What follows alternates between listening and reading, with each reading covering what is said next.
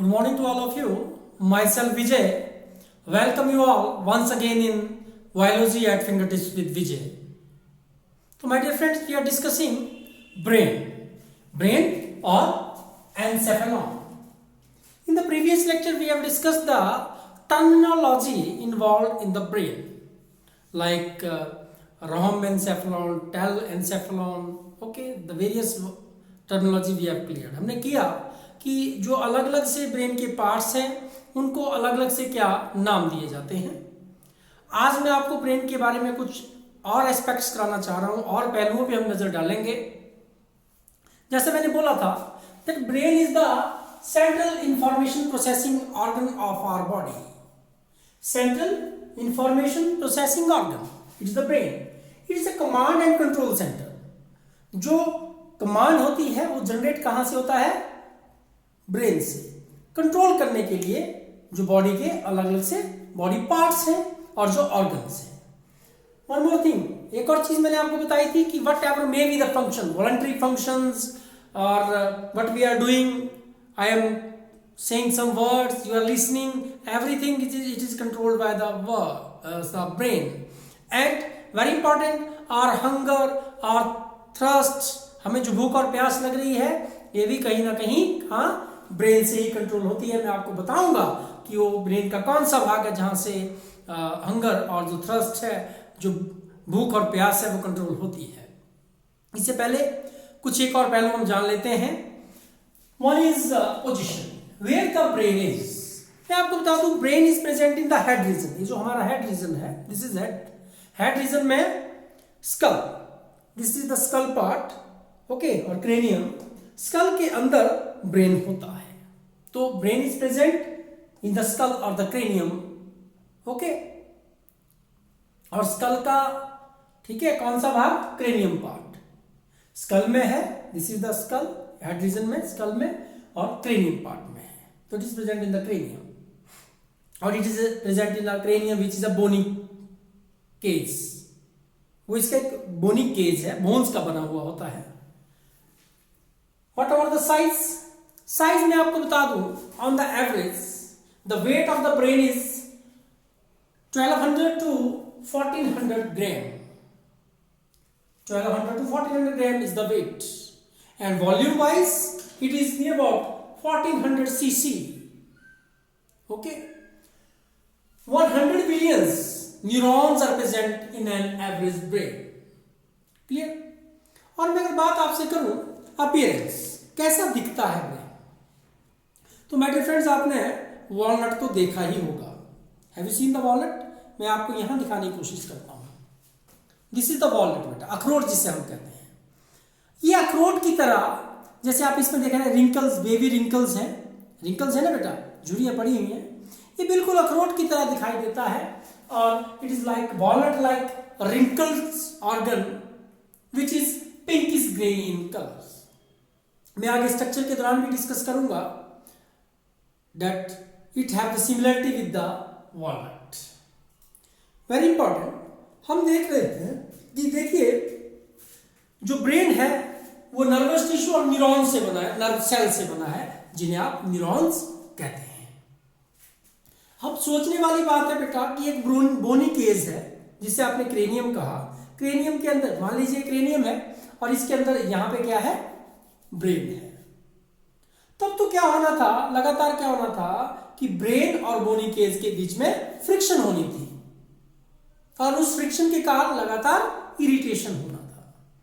तो वो नहीं होता है. तो क्या ये सोचने वाली बात है कि क्या जो ब्रेन है वो बिल्कुल जो नर्वस टिश्यू है, जो नर्व सेल्स हैं, न्यूरॉन्स हैं, क्या वे बिल्कुल इस बोनी केज के साथ चिपके होते हैं, या इन दोनों के बीच में कुछ और स्ट्रक्चर्स होती हैं?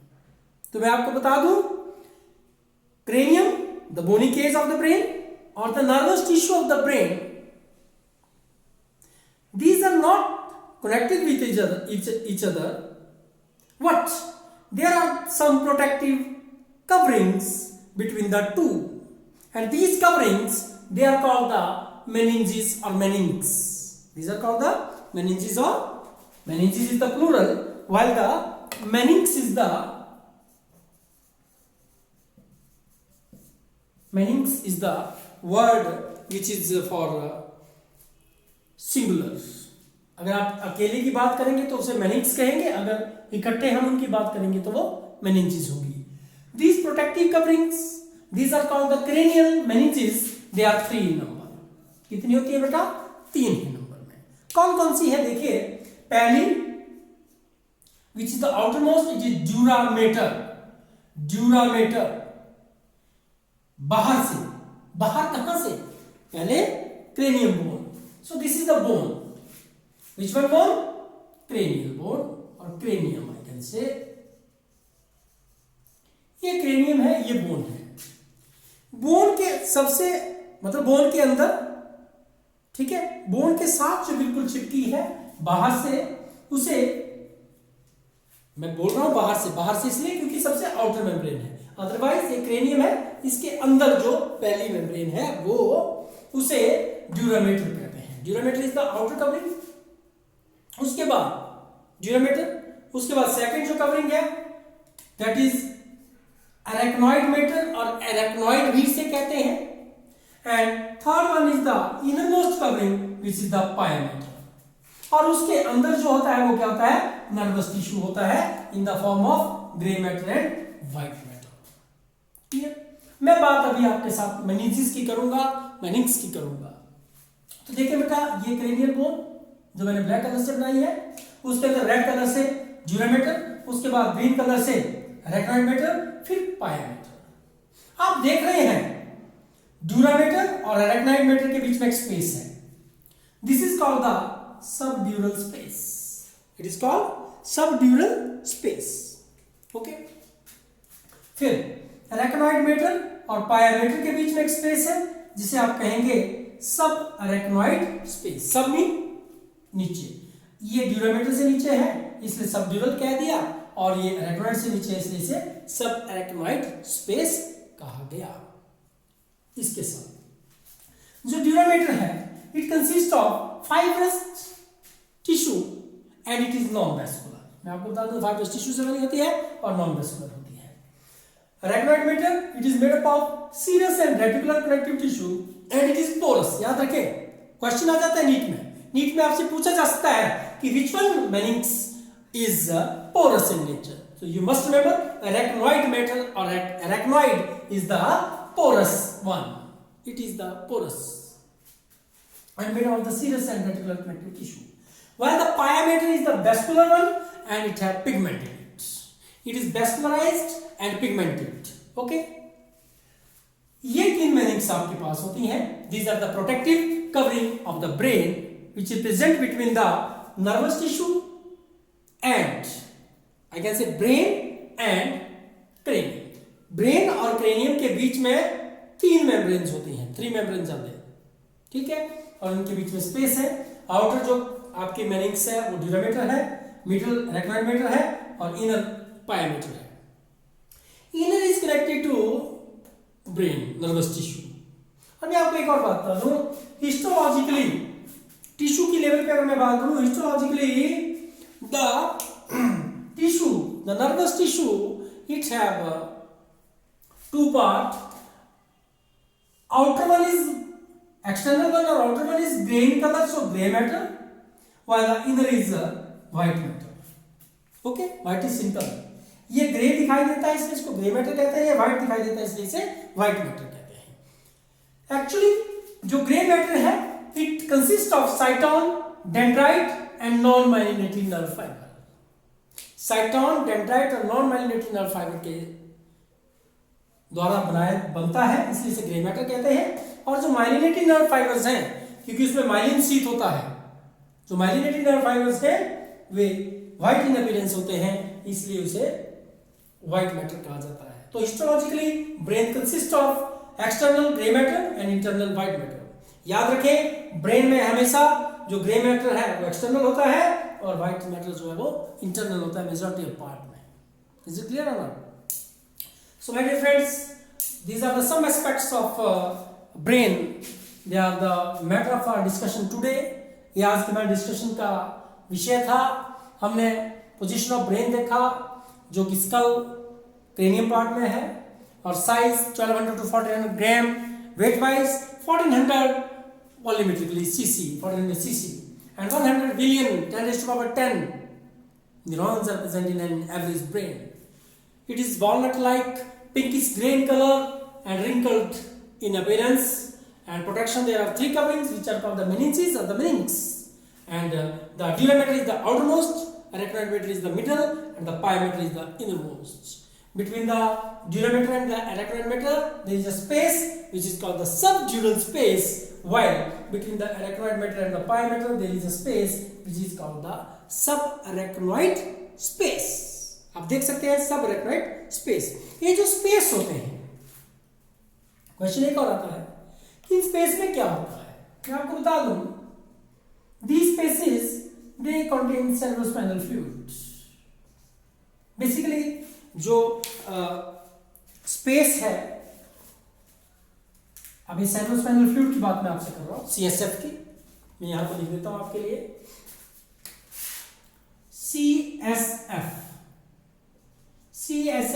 C for cerebro, cerebrum part से, S for spinal, cerebrospinal, F for fluid. Basically, this is the fluid. This is the fluid which is present in the brain and also in the spinal cord part of the central nervous tissue, central neural system or central nervous system, not tissue, central nervous system और central neural system. Central neural system का जो brain part है और जो spinal part है उसमें fluid होता है, जिसे क्या कहा जाएगा, देखिए आप यहाँ पे CSF कहा जाता है बेटा.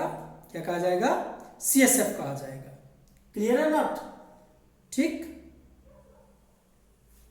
सो ये जो CSF है, इट इज प्रेजेंट हियर. कहां? सब अरेक्नॉइड स्पेस में. ठीक है. पर याद रखें, जो सबड्यूरल स्पेस है, subdural space it have a fluid. ठीक, बट नॉट द CSF. याद रखेंगे, CSF जो है वो कहां पे होगा? सब अरेक्नॉइड स्पेस में पाया जाता है और यहां पे फ्लूइड होता है जो कि CSF नहीं होता है. ये आप चीज नोट करें. अब प्रश्न एक और आता है कि हमने यहाँ पे CSF की बात की जो बहुत जरूरी है. ये मॉइस्चर करता है, ये गीला रखता है, मॉइस्चर करता है ब्रेन और स्पाइनल कॉर्ड को. क्लियर है? जिससे कि वो फ्रिक्शन लेस होते हैं, फ्रिक्शन नहीं होगी उनमें. ये जो इतना इंपॉर्टेंट जो आपका फ्लूइड है, इसको कौन सीक्रेट करता है? मैं आपको बता दूं, जो पाया मेटर है वो 2 पॉइंट्स पे at the 2 reasons it is connected with that of brain. जो नर्वस टिश्यू है उसके साथ 2 जो पार्ट है, जो रीजन्स है वहां पे ये कनेक्टेड रहती है. उन रीजन को हम क्या कहते हैं? कॉर्वाइड प्लेक्स कहते हैं. Anterior and posterior choroid plexus. ठीक है. जो कॉर्वाइड प्लेक्सेस है, they secrete, these are the CSF is secreted by choroid plexus. So the reason of the attachment of pia mater with that of the nervous tissue, they are called the choroid plexus, and the choroid plexus are the reasons which secrete the CSF, the very important fluid. We will discuss it later on with you. तो बहुत important. So we have studied the various aspects of brain. Now in the next lecture we will discuss the structure of the brain. इसके बाद जो अगली discussion है उसमें structure of brain पर discussion करेंगे बेटा. तब तक के लिए आप इस कॉन्सेप्ट को करें. इससे पहले जो टर्मिनोलॉजी मैंने आपको कराया था उसे जरूर आप एक बार देखें. अगर आपको टर्मिनोलॉजी क्लियर होगा तो जो पार्ट्स ऑफ ब्रेन है मैं आपको उनको बड़े क्लियरली से बता पाऊंगा. और बहुत इंपॉर्टेंट पार्ट है brain. It is very easy to learn. It is very easy to learn, I am saying. And we will meet you with that particular very easy part, that is the structure of the brain, in the next lecture. Till then, bye to all. Thank you.